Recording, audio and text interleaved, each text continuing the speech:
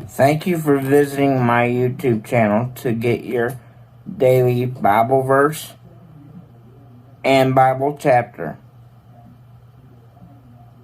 I hope you have a great day and come back each and every day for a new verse and a new chapter. Thank you and God bless. 1 Kings 3. Solomon first meets God.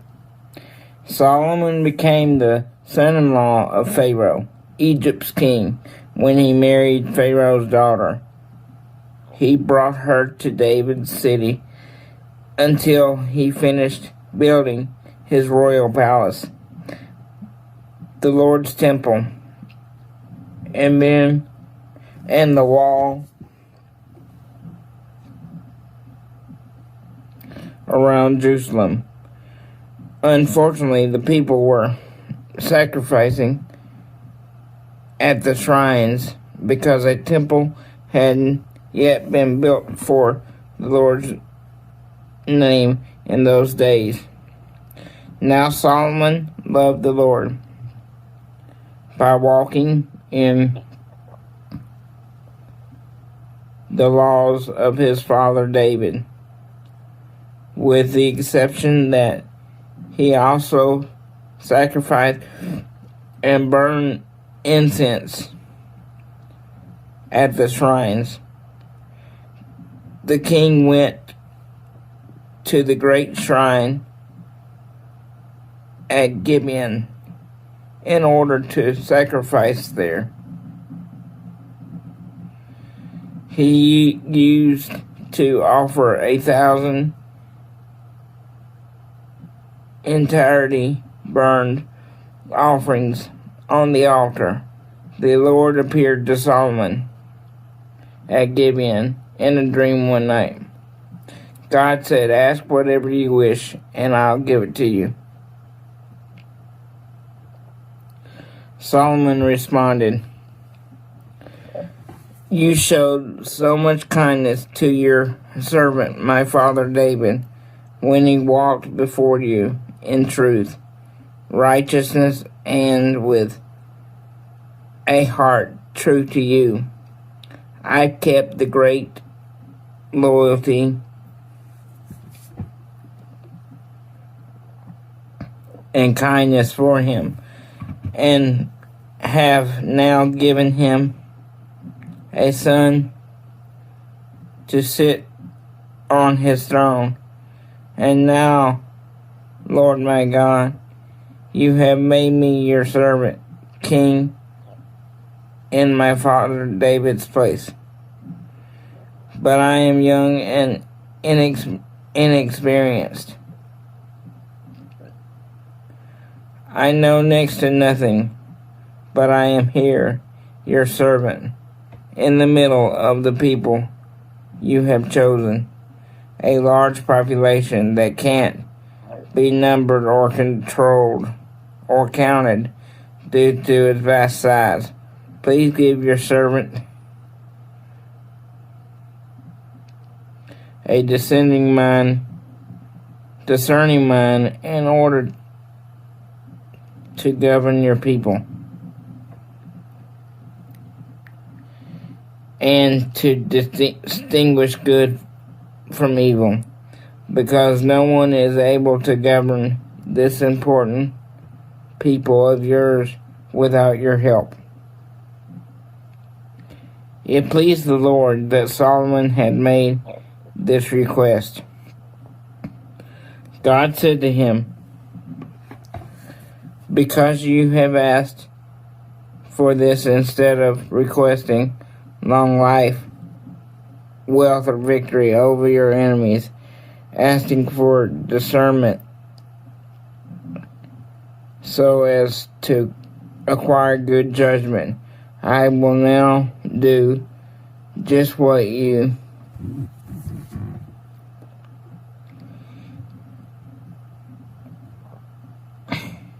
said. Look, I hereby give you a wise mind and understanding mind. Then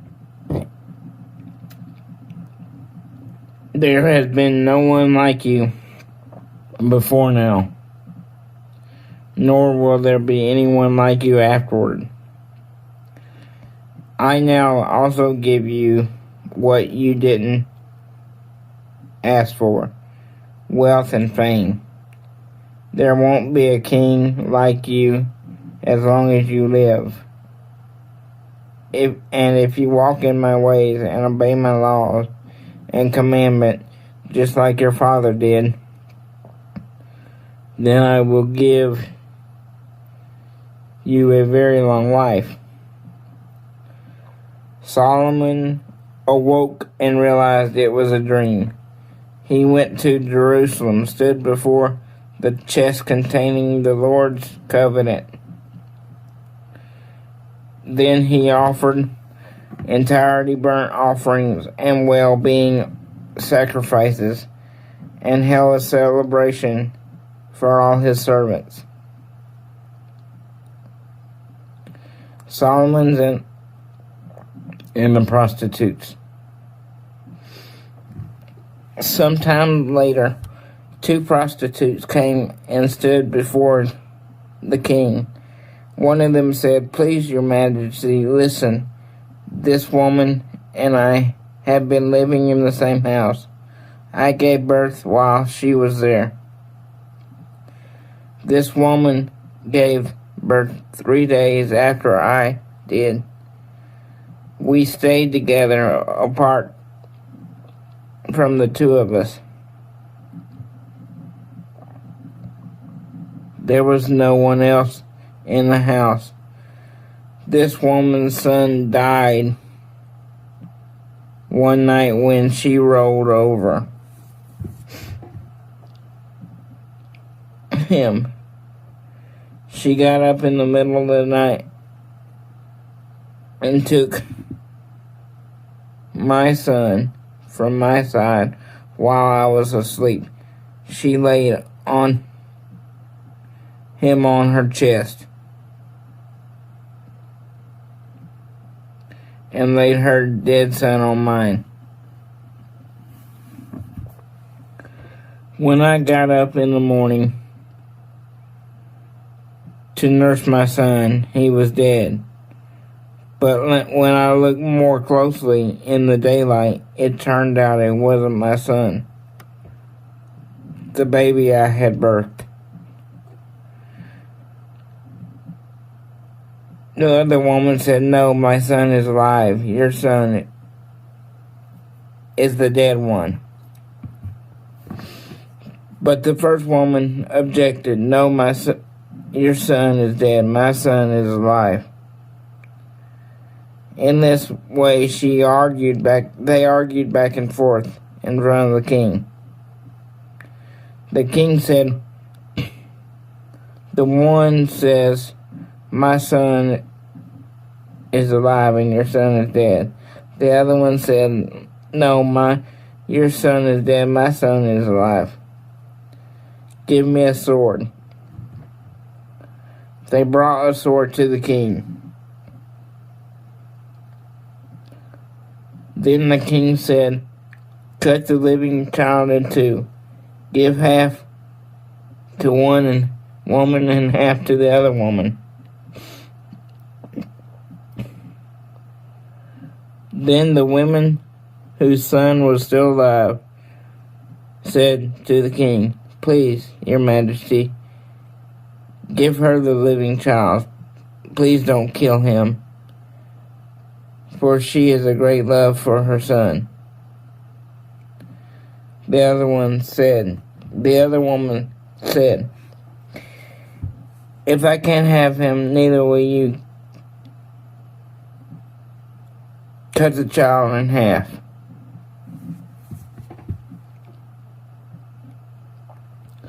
Then the king answered, 'Give the first woman the living newborn.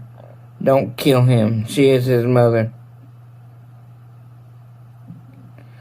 All Israel heard about the judgment the king had made.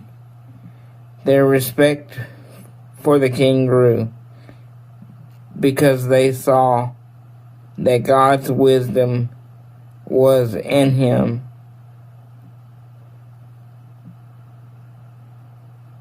So he could execute justice.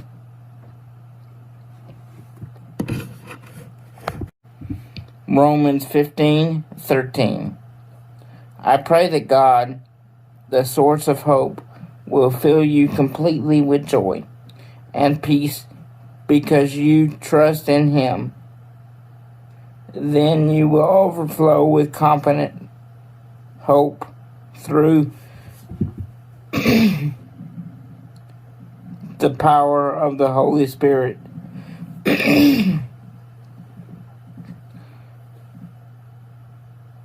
I pray that God, the source of hope, will fill you completely with joy and peace because you trust in him.